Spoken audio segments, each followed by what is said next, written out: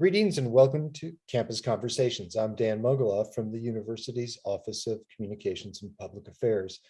And today it's my distinct pleasure and honor to welcome Dania Matos, our relatively new Vice Chancellor for Equity and Inclusion, which is a critically important and at times challenging role on this campus. In that capacity, Dania is a member of the Chancellor's Cabinet, co-chair of the Hispanic Serving Institution Task Force. She oversees the AfricanAmerican Initiative and is the executive sponsor of multiple identity-based standing committees. Prior to coming to Berkeley in August 2021, she was the inaugural Associate Chancellor and Chief Diversity Officer at UC Merced. Over the past decade, Dania has led equity and inclusion work in the private, nonprofit, and governmental sectors. In fact, this year, Dania was awarded the top DEI Advocate Award by the National Diversity Council. Dania holds a JD from Catholic University of America, Columbus School of Law, and a BA from Brown University. As always, we welcome any and all questions you may have for our guests. Just post them to our Facebook live streaming site as we go along, and we'll do our best to answer them. Dania, welcome aboard. Hi, Dan, welcome. And it's so good to be here with you and everyone watching. Thank you. So we have to start with the usual question because Berkeley is never like what anybody expects or plans for. So share with us a little bit your initial impressions of the campus, how it matches up with what you might have thought before and how it does not. Absolutely. Well, first of all, I give that with the caveat of, kind of recognizing the environment we're in of hybrid for myself, right? Some in person, some on Zoom still. And there are buildings I still don't know and sort of getting my official campus tour.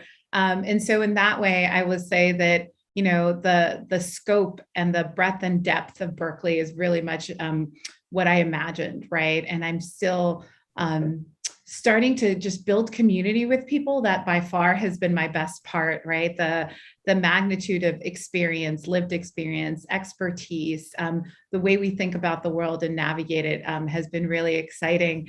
I think with many thinking about, funding and budget and all those different things and the currency to those pieces has been eye-opening. I always say I'm getting stretched in that area, not having a finance background, but I am going to learn a lot kind of doing this and getting creative and possible and just the impact that we have here, right? Really marrying our number one research excellence with our number one servingness. And that Berkeley promise is completely aligned with why I came here and why it's an honor to be a part of this community. Yeah, so why did you come here? It sounded like you had a pretty good gig down at UC Merced. What attracted you? What drew you to the Berkeley campus? Yeah, absolutely. So you mentioned my alma mater. And so oftentimes there's a linkage with that grassroots activism. And that's very much why I chose where I chose. And it's seen a lot often as the Berkeley of the East, if you will. Wait, so hold on one second. Wait, so alma mater, you mean professional alma mater, UC Merced, not Brown or Catholic? No, I meant Brown.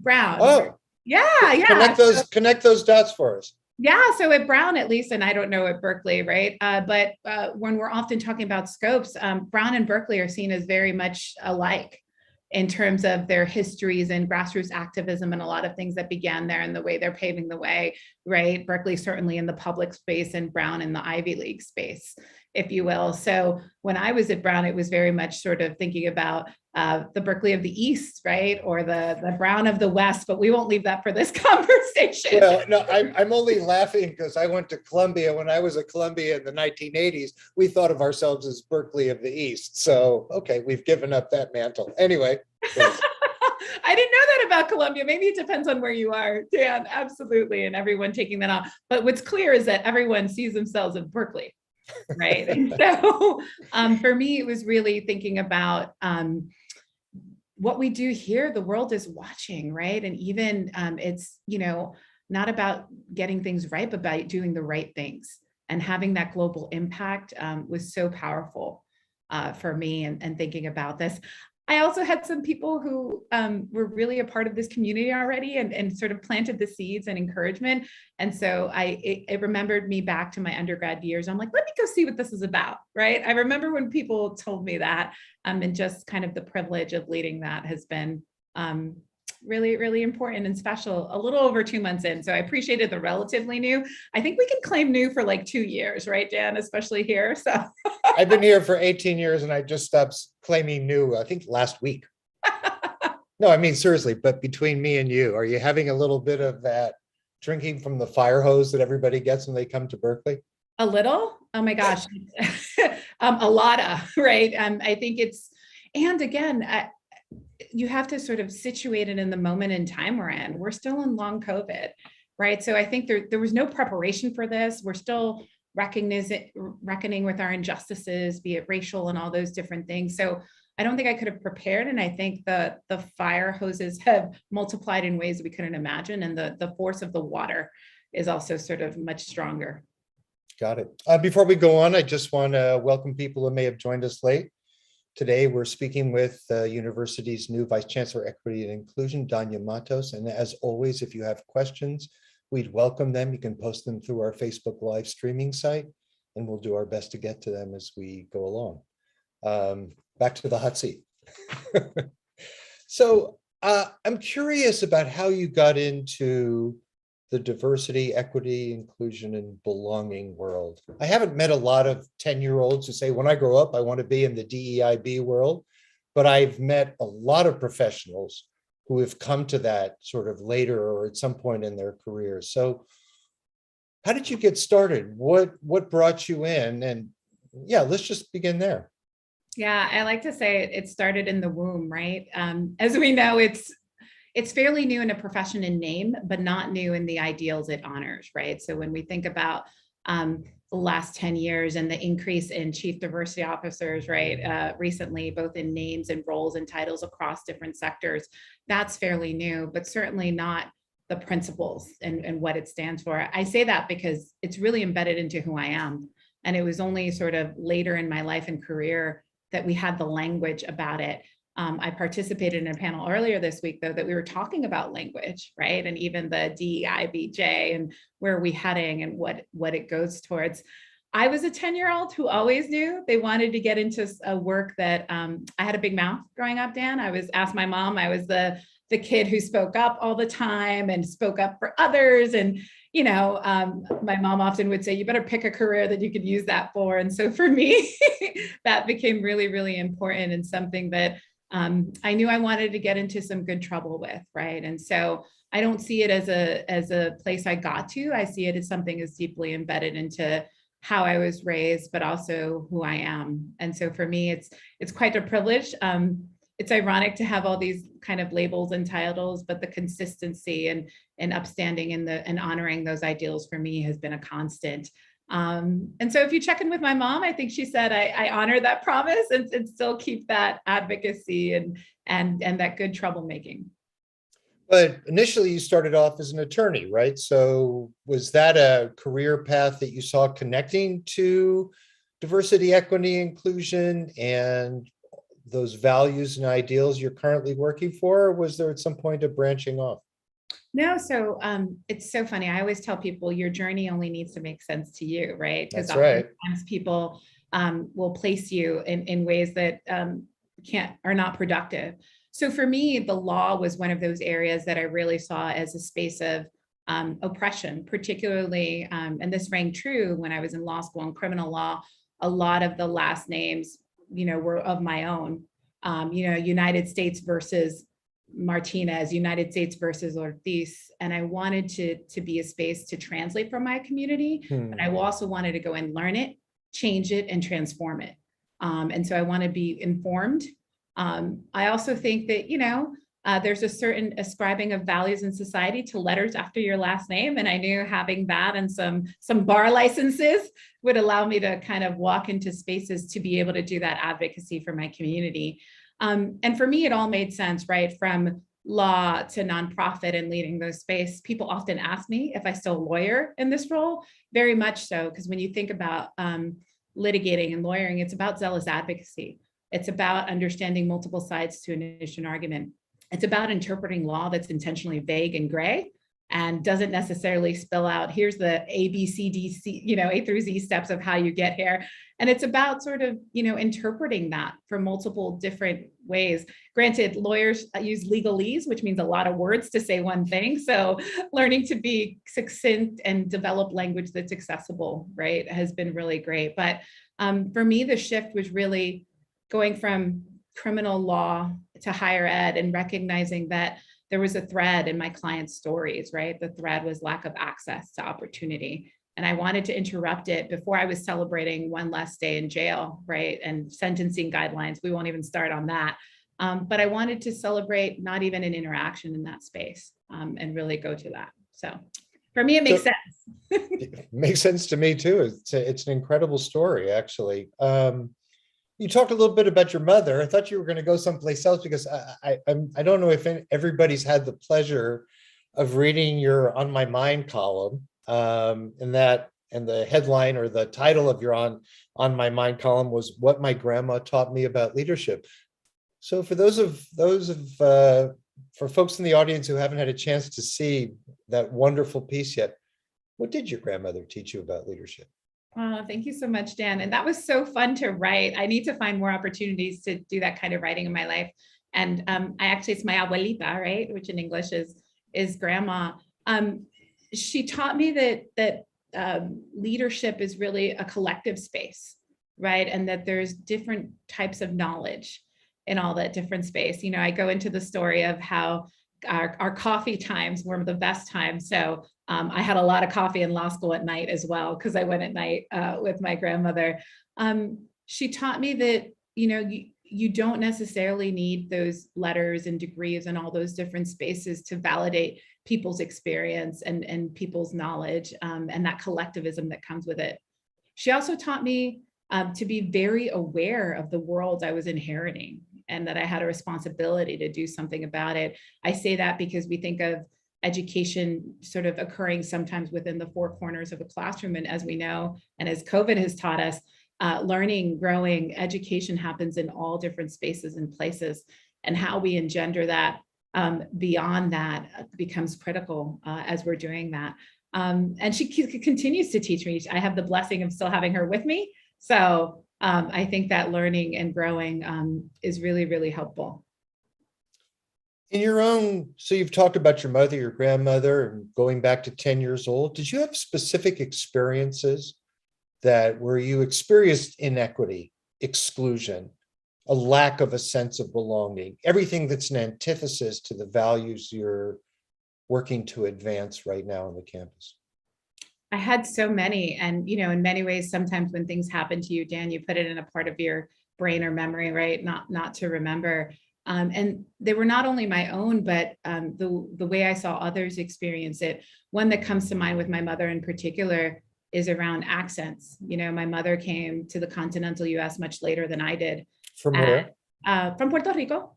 Mm-hmm. And so thinking about how she was treated, and there was a signaling of her either lack of intelligence because of it. And I was with her as a young child. And I remember speaking up for her and in a way where I think my response was, I speak 3 languages, so please tell me which one to address you in, kind of thing, as a 10-year-old. But seeing that and then just seeing the hurt and pain, right, that my mom was experiencing is really tough. For myself, I'm often the only person of color, woman of color in a space as I grew up in my career, particularly if you think about the legal profession, there's 2% Latinas in the legal profession, sort of nationwide. And I never thought myself sort of being that way, but when you see the statistics, it becomes more real. And then you navigate the spaces in that, or even kind of reading the law. Like I told you, the experience of my first case in property was about land grants and whose land grant mattered most. And you can guess which one that won, right? So even the triggering aspects of what I was learning and having to kind of regurgitate and change and transform was tough.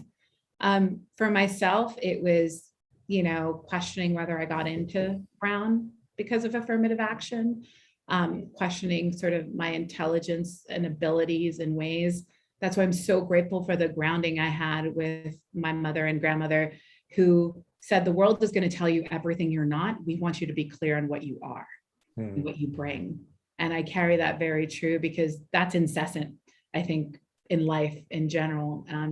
And sometimes people sort of see shine and power and it hits a certain way. So I've learned to realize that sometimes that's about their journey and not mine. And I, need to keep it moving because I represent so many than just myself. Yeah.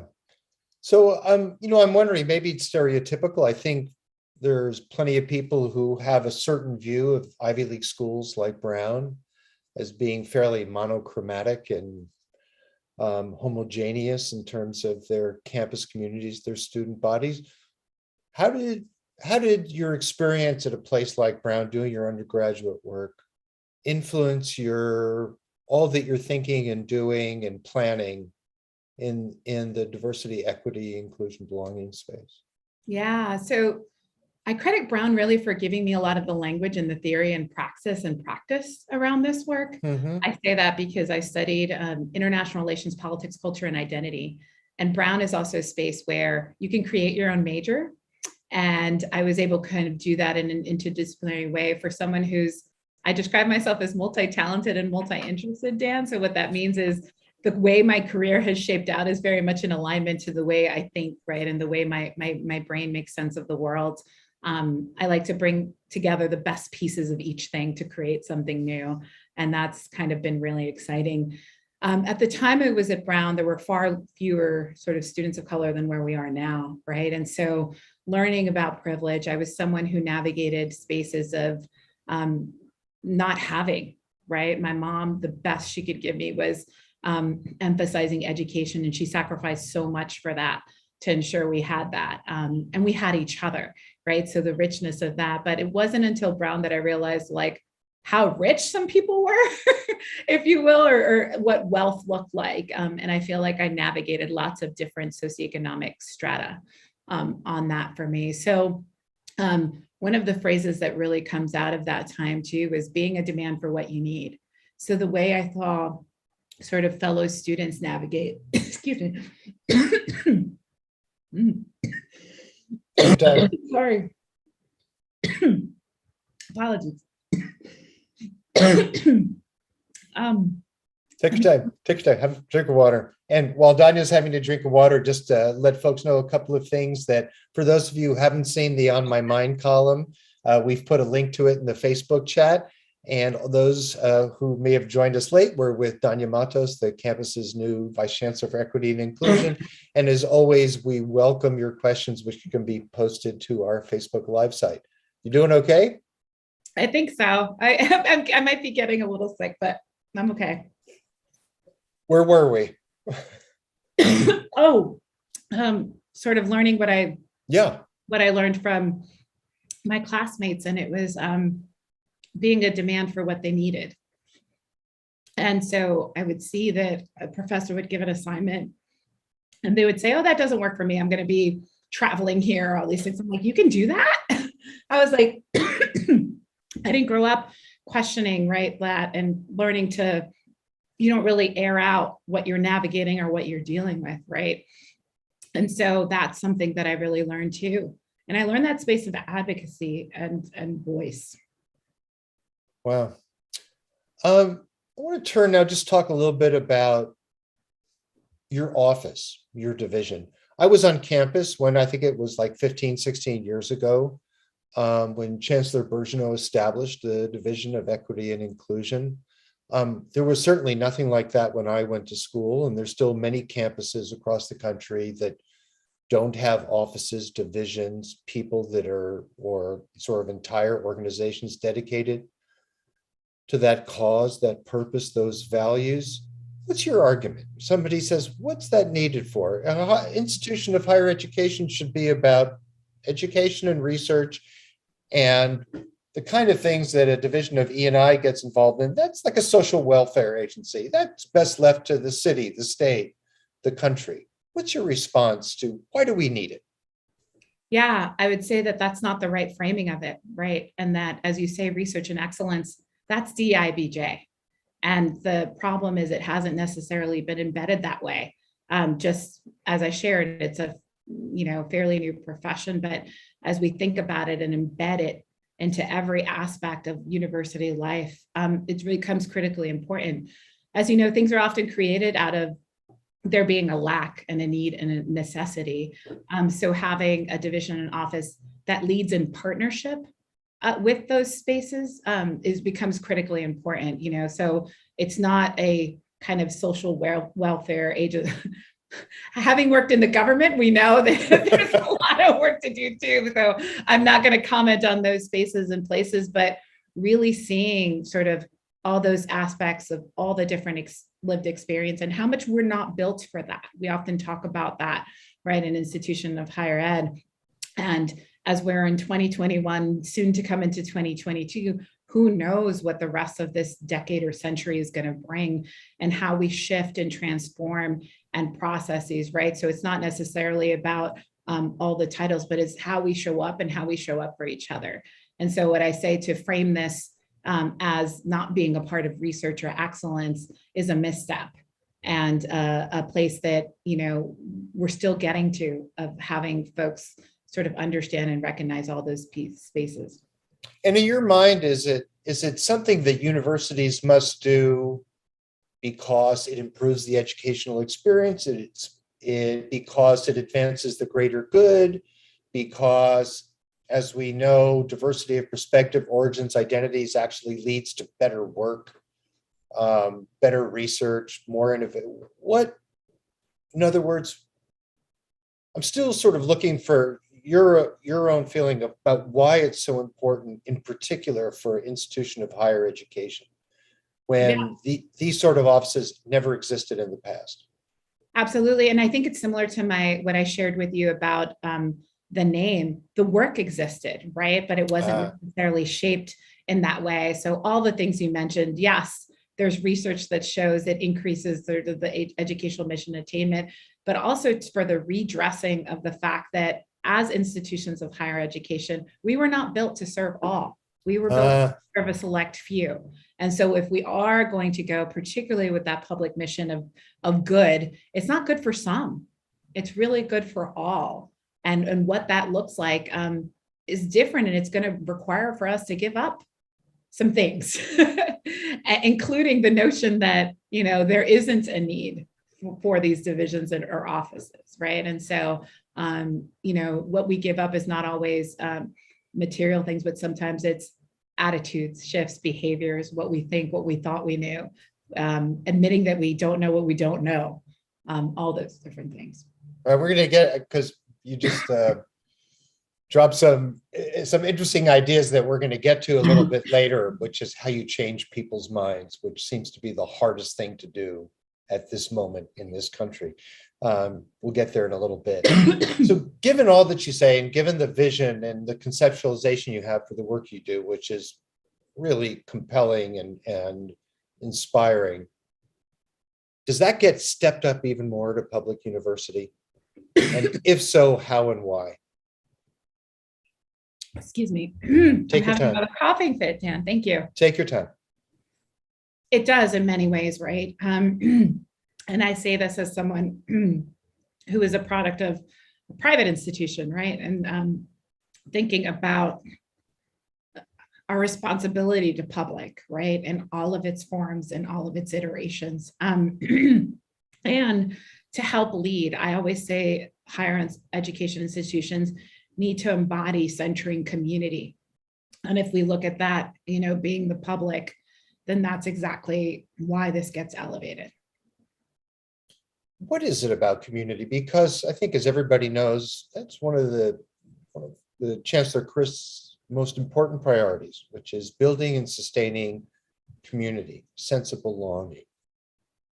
There's another concept that wasn't talked about when I went to college in the 1980s, but it's so important right now. Why is that?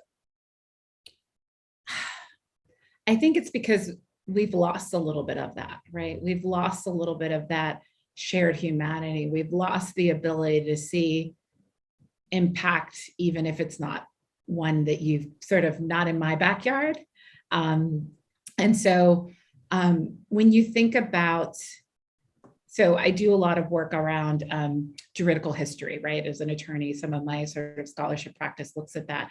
And when you think of the juridical history of this country, the act of checking a box, allocating resources to certain communities versus others, sets up a system where we're all sort of grabbing at that, right? If you think about the proverbial pie, right, there's not the shared piece, it's what section of it can I get for myself or for my people, right? And so when I think about those pieces, it's, that sense of community being the whole, right? That sense of just because, a certain community gets doesn't mean you're taking away from, or all those different spaces and places. So for me, it's really embedded into how the system actually wants to function. And I think we need to get back to addressing those pieces in the system, right? And frankly, it's intertwined, and it's that partnership, not just in higher ed, right? But I just spoke of government, right? And the way resources are allocated there. Or when we think about different parties and all those things, it becomes important. I think that, that sense of community, and this is greater than me, this is greater than myself. I often talk about the concepts of collectivism, right, versus individual, being a very colonial concept, that individual space versus taking us to that collective of community. And so it's going to take some time, but I think it takes, champions like us doing that, and those transformative practitioners in that spaces. Yeah. So I noted and I was struck by a number of messages that have come out of your office sort of announcing listening sessions, and I love that idea. Tell me a little bit more about why that was one of the first things you launched and what you're hearing. Yeah, absolutely. So I think it's really important to listen from where people are and to create space. So the listening sessions are more of the formal structure, but it also grounds this work in the research.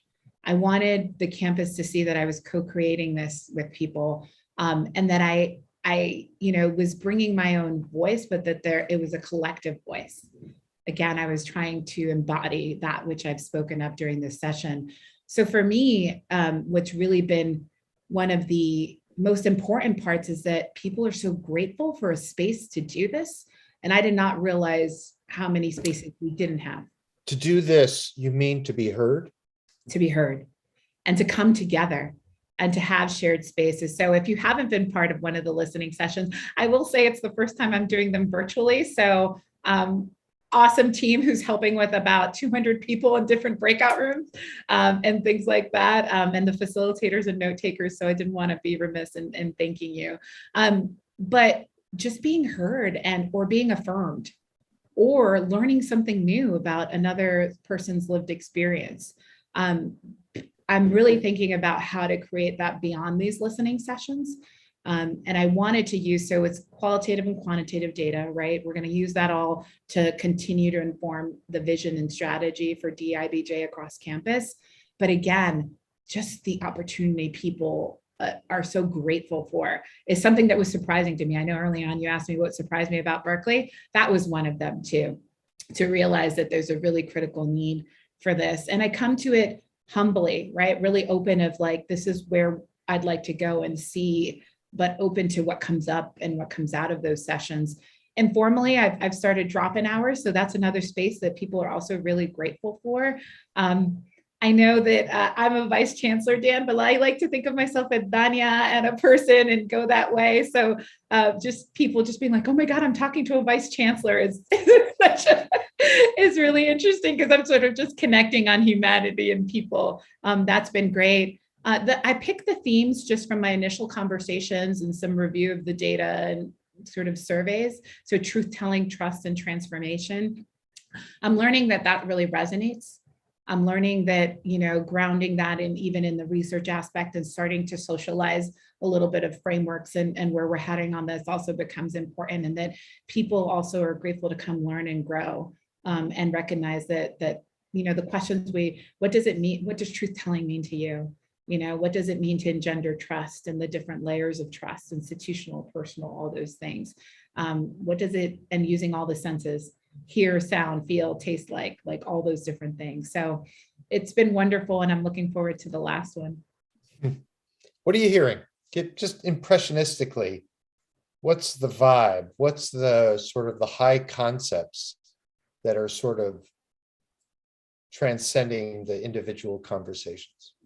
Yeah, absolutely. So I haven't, this is with the caveat that I haven't taken a deep dive into all the note taking and all that work that's done. I'm hearing that there's a high level of institutional distrust or mistrust, if you will, in ways that, we need to pay attention to and come up with sort of actionable solutions around. I'm hearing that there's such a desire to speak truth, right? And to tell truth about different lived experiences.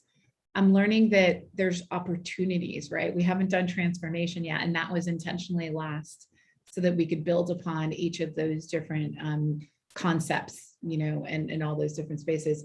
And again, coming back to community, I often say that no matter what people say, the fact that they're speaking up comes from a place of caring, right? I think about my own sort of navigation of things and like what I write about, what I don't, and things like that, be it on Yelp reviews or the like, right? But I try to balance that. But I know that the energy to sort of write and speak up, be it in every space, comes from a place of caring. So with that in mind, you start, you're at a certain point through these listening sessions. Sounds like you have sort of one more round or one more thematic round to go. What are your aspirations? What do you want to get done? What are your objectives? And I mean less personally than really institutionally for your division and for the university as a whole. Yeah, absolutely. So again, with the caveat of 2.5 months in, Yeah. what I see to get done, I'm sure that list will evolve and grow. But for me, in terms of divisionally, I don't know if many people know, but my division began in 2007. Student-centered, really incredible programs under that division. We're going to be inviting folks to learn more about that and opening the spaces, and how we create the centralized hub for DEIBJ work. I really think is the responsibility of my division and its embeddedness into the ecosystem of not only students, but faculty, staff, and community, right? And so bringing that shift across that different space, empowering and uplifting the work that is happening across Berkeley and in the community also becomes important. So that's an aspiration and a goal. And continuing that development of transformative practitioners. That's the language I've been using instead of best practices. I share that best practices are very fixed in a certain state of mind in a certain time. Best practices today might not be best practices tomorrow, frankly, in the next hour. And so I think about the development of people, right? And how we can be people raisers and how my division can be that in recognizing and addressing injustices. I also talk about how honoring the ideals of diversity, equity, inclusion, belonging, and justice is really centering beauty in the center of injustice. So there's a certain aspect of being seen, centering your joy in all those different places when you're surrounded, by lack thereof, that becomes critically important. And so that's why I call myself an administrator of joy, Dan, and doing that, but also bringing that research enterprise aspect to it, right? As I started saying about research and excellence being a part of this too, and folks seeing that in a way that maybe historically hasn't been, becomes important. So I want to make sure I'm understanding that, because I think you're bringing up a concept that might be relatively new, if not for the university, then certainly for your division. When you talk about research, are you talking about research your division is going to be conducting as to where people are, what they need? Yeah, absolutely. And that the work we do is research, right? That's why I began the listening tour in that way, right? And so here's the research. This is what we learned. All the coding aspects and the themes and all this space. And it's happening across campus in different spaces and places. But I don't think historically divisions like equity and inclusion across the nation are seen in that way, right? And so when we're validating knowledge, this is a way to do it as well. So the goals you established are gorgeous. No, really, they're really inspiring. Can you bring it down a little bit? How will you know you're successful? In other words, those are the things that you mentioned are hard to measure. Mhm. how will you know you're succeeding? What will you be looking for? What will tell you that you and the division are on the right track in terms of advancing on the kind of community and the kind of university we want to have? Absolutely. I mean, we often talk about this work sort of accountability and metrics, right? And measuring, and people often go to climate surveys. I think the lateral engagement and institutional coherence around this becomes important. So measuring. I need to stop you. I have no idea. What is lateral engagement?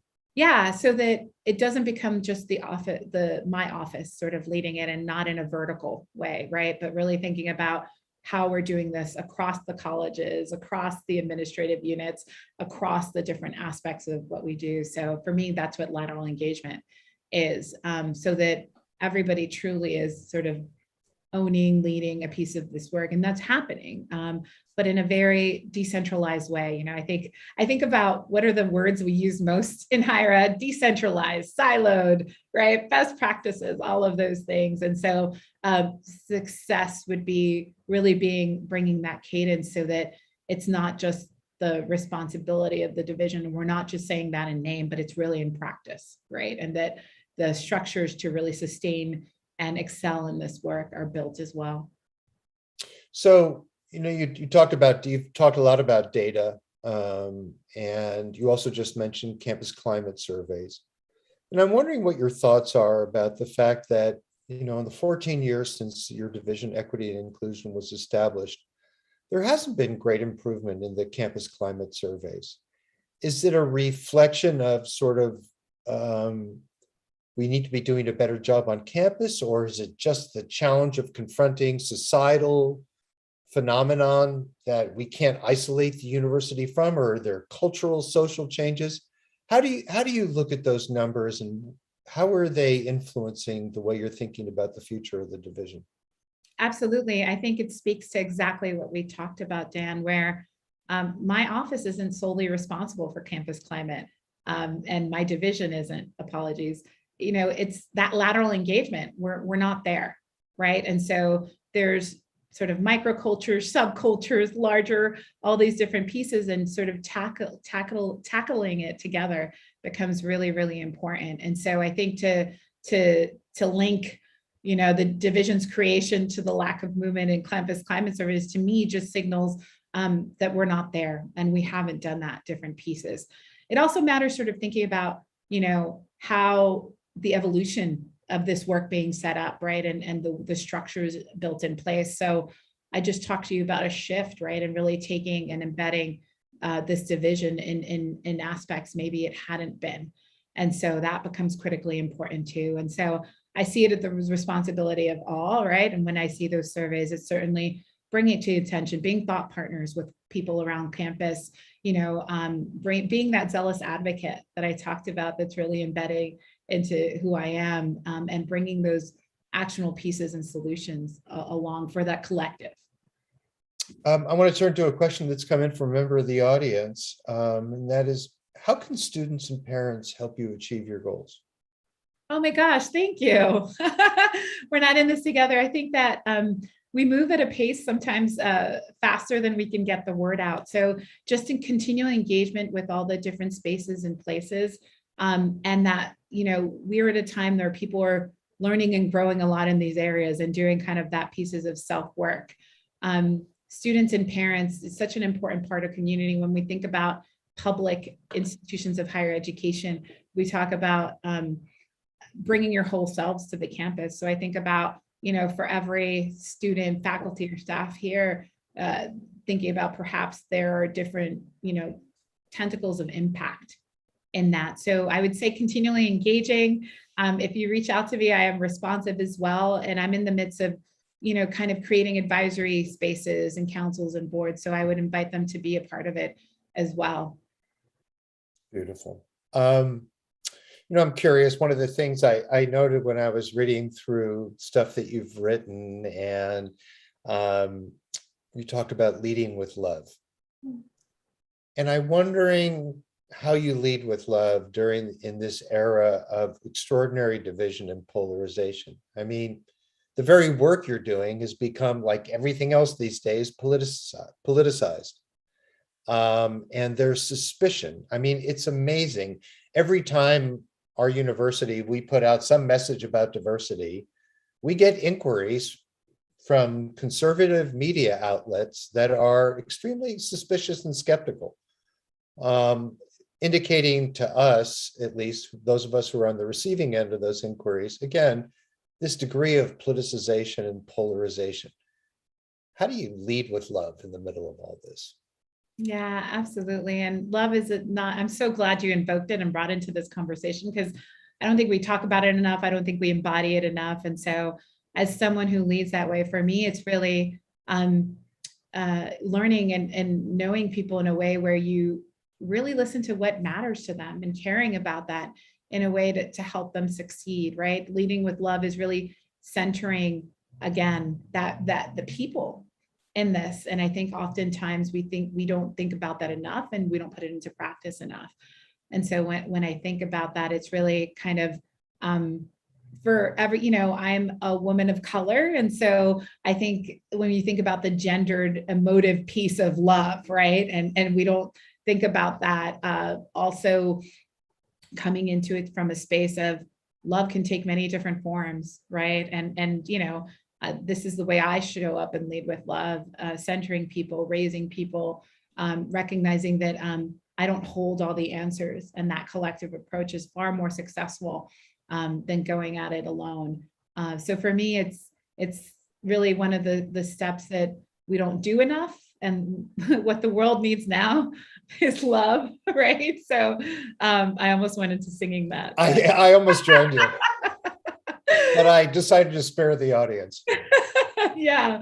So that really becomes critically important, especially, you're talking about the polarization. And I spoke before about how we forgot our pieces of sort of shared humanity and all this stuff, and just like loving. I remember thinking about oftentimes what forms that takes, and being very mindful, particularly of identities I don't hold. Right. And just even women of color, it's not a homogeneous experience. And so coming from a place of learning, coming from a place of listening from where people are, and being aware of the filters I may have as I listen, right? And so I can interrupt it. So I'm interested because one of the other things about polarization, this era we're living in, it seems impossible to change anybody's mind. We're all in our ideological, philosophical tribes, and it's us versus them.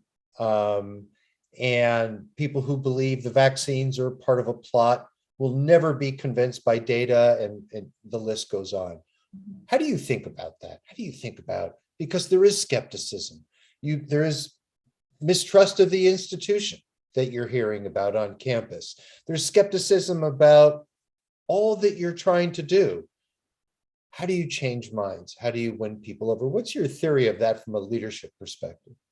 Yeah, absolutely. And I think, psychological vantage point also becomes important, right? When you think that attitudes are not set in stone. So that's a good thing, right?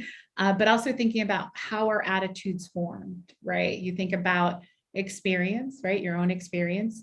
You think about societal norms and behaviors, and those change because society changes. You think about conditioning, right? So something about images that we're seeing, what you watch on TV, all the things that marketing and ads sort of have you are important parts of that. And you observe people in your environment, and that could be really different. So to change attitudes, you need to look at the way attitudes are formed. And so frankly, tackling those same experiences in those same places, what is the experience, right? What are the societal norms that are being exposed in these places? What are the conditioning? What are we watching, right? What do we need to interrupt? What are being seen? And what is the sort of localized experience that people are observing and encountering?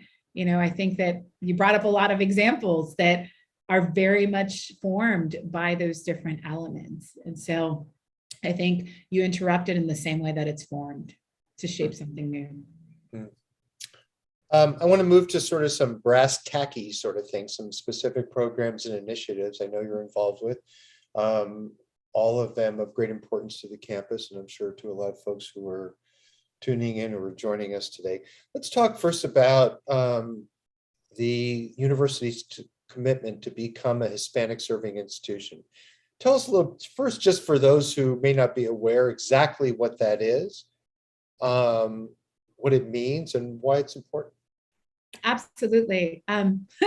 So this is one of those places, Dan, where there's a federal government definition of it, and then it's what we means to us. So I'll give you a little bit of both. So with the federal government's definition is 25% sort of Hispanic identifying population. And with that comes sort of Department of Ed Title V funds with it. So funding is associated. Frankly, wow, I hadn't thought about it to this moment, but it's to that exact point of checking a box and allocating resources. At least the government's consistent. So that's that's what becoming HSI on the government. And I say this as someone who used to be a part of the federal government. Also thinking for us, it's what does it mean to be, yes, have that federal designation, but not have it be the end goal. And recognizing that serving Latinx students or Latinx thrivingness is really a benefit to the entire campus, right? We're bringing in different ways of knowing and being, we're co-creating knowledge, that power of being seen and having visible representation. I know in my own leadership, that became really important because I knew I wanted people to be what they could see. And I wanted sort of that shared connection and experience. And really thinking about it, just not an end goal, right? It's not you stop when you're at 25%, right?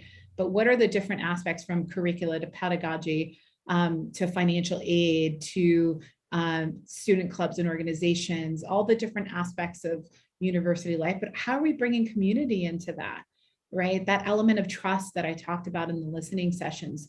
Communities are entrusting, folks to come here and be here, and really centering that. So for me, it's part of the public mission and good. So becoming an HSI and moving towards that Latinx thriving, Chicanx thriving becomes critically important on delivering on that for everyone, because those structures and practices that we're going to do in doing that are really going to serve everybody. So what do you say? And when we announced that, and we announced our commitment to become a Hispanic serving institution and increase the percentage to 25%, we got some pushback. There were some expressions of concern.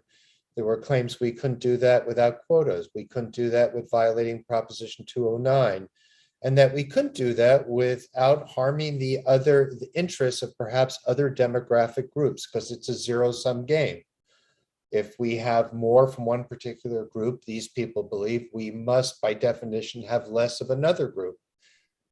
What's your response to people for whom the HSI announcement was greeted with some skepticism and some concern?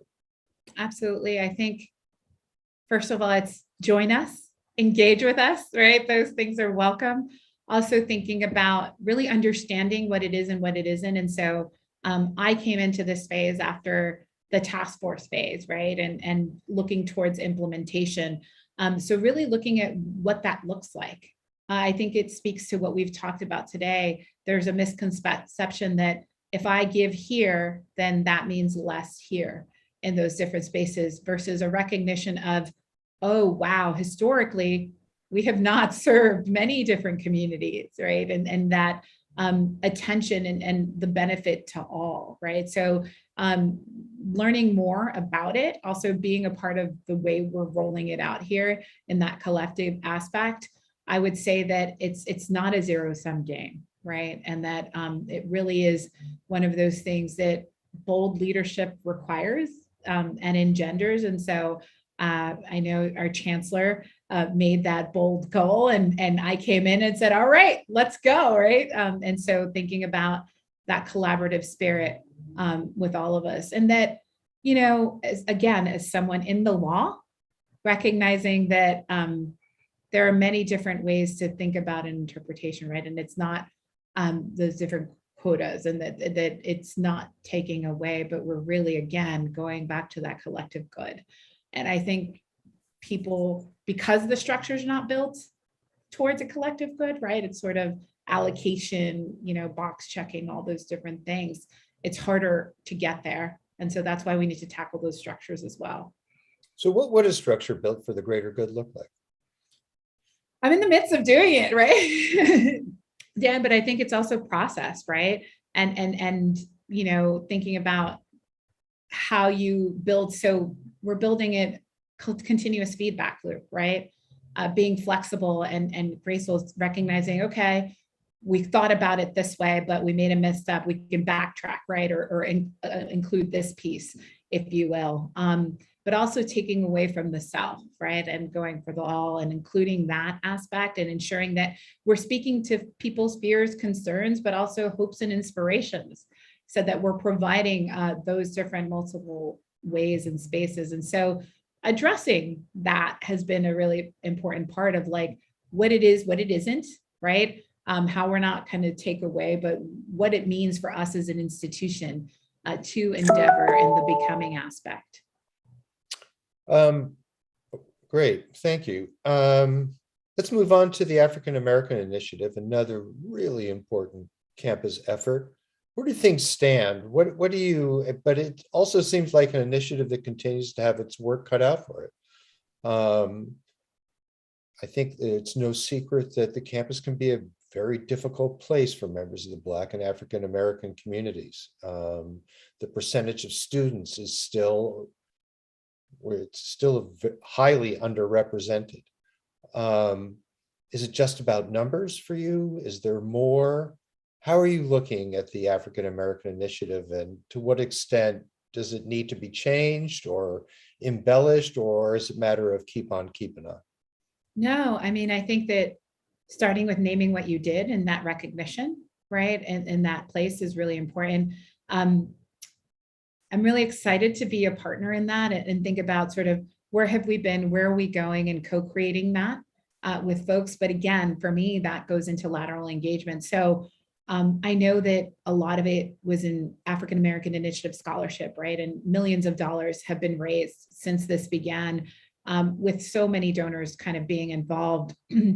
A lot of it happening in the last 2 years, just given what we've been faced, and leveraging that. And we've been able to award about 114 scholarships in that space. As someone who very much benefited from multiple scholarships, I know the importance of that and shaping those different pieces. But we have to go beyond that, right? Dan, we have to go beyond the scholarship portion, but that latter engagement of leadership representation, right? Acceleration. What are we doing to kind of develop in all these things and addressing anti-Black racism in all aspects, which impacts so many different communities. As someone who identifies as a Black Latina, right?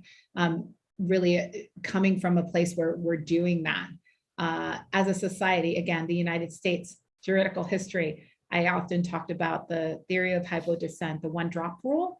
It was really based on how not white you were. And that one drop did that, right? But not necessarily based on how Latinx you were or how all these different things. And so it becomes important to go beyond scholarships in that initiative. And frankly, all of them, right? And the interrelatedness of them. Wait, when you say, sorry, when you say them, you're referring to? So there's the African American Initiative, the HSI Initiative, our Native American Initiative, right? Transformative justice around disabilities, all of those things, right? And people seeing how one impacts the other, right? And how the interconnectedness becomes important with unique attention to certain communities. That's that developmental and socialization piece that we need to get to, right? Especially as someone who has a lot of those in their portfolio and is a partner in this campus in that. So in the context of what you're saying, I'm going back and I'm thinking about some of the things you shared in the beginning about what you're hearing on in listening sessions. And one of the first things you mentioned was this mistrust of the institution in the context we're talking about today. What are some of the things you're hoping to do that might begin to persuade those who are mistrustful that the campus is serious about these values and commitments and principles? I don't think it's about persuading the people, right? Because I think it puts the onus on them. I think for me, it's about recognizing that, exploring more of where that is and why that is. Because like I said, there's lots of cultures and microcultures and subcultures, and addressing the pieces that are leading to that, right? Trust doesn't, or mistrust or distrust doesn't come from an empty space, right? Either something happened or a series of things happen, or there's structures and policies in place that have created that, or all those different pieces. So for me, it's not looking at it from the individual framework, but in the institutional one, right? Why are we showing up that way as an institution? What's happening in all those different places? And so, like I said, I'm two and a little months in to that and really looking at that. So more soon, but it's very clear, right? But if you start from the premise of this not being built for everyone, so automatically you have a system where there's going to be distrust, right? This wasn't for me. I don't see myself here. All those different things. In so many ways, COVID-19 has just thrown all the cards up into the air. It's changed so much. It seems like every day we need a new article about the virus's impact on some arcane piece of life. What we're talking about here is far from arcane, but I'm wondering, do you see a connection between COVID-19 and the issues and the challenges that you're confronting? Have things been made worse, more difficult? Has the framework changed in some way because of 19, 20 months of pandemic living? Yeah, absolutely. I think, and it's again, diversity of experience. For many of us, COVID-19 has just exacerbated or unveiled for others that which we already knew, right? In terms of disparities, in terms of inequities. And frankly, sometimes it's like, oh, finally the world is, seeing what there was. But it's also causing us and forcing us to navigate things newly, right? We're thinking about even our disabled students program, right? And the different needs that come about different ways of learning and growing and being. And frankly, as an institution, right, we're often this whole online virtual environment for some, or the recognition that for some that's a privilege that they cannot, right? And they have to come in every day and all those different places has really caused a reckoning in a circle of multiple reckonings, right? We're reckoning with our racial justice past. Now we're reckoning with the way we've built it and different positions and how even the ability to work from home is not one that all can enjoy in these different things. And I always say, well, I hope to be alive, but just studying the impacts on ourselves, right? Our mental health, our physical health. I know for myself, just you heard me coughing for most of this, right? Thinking, no, it's not that, but the stress, right? And the need to care for myself and all those different places. So yes, it has sort of opened up the landscape, but I will recognize that for some, we've known it all along. I'm going to turn to another question from the audience. We only have a few minutes left. And this person is wondering, how could advocating for human rights be a motivation for people? It's a really interesting question. That is really interesting question. And I think it's really going to that space of that shared humanity, right? And thinking about sort of national, local, and global human rights. And it takes really different contexts.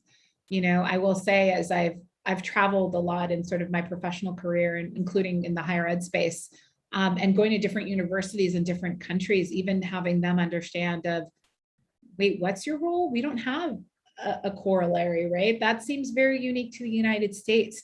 But when I start to break down what it actually is, should be looking at, lo and behold, they find that they have those different, issues, be it socioeconomically, all those different things. And so thinking about human rights is a very powerful place and how you, right, the sort of shared humanity and how we go to that. So definitely a fan, especially kind of in the global context as well.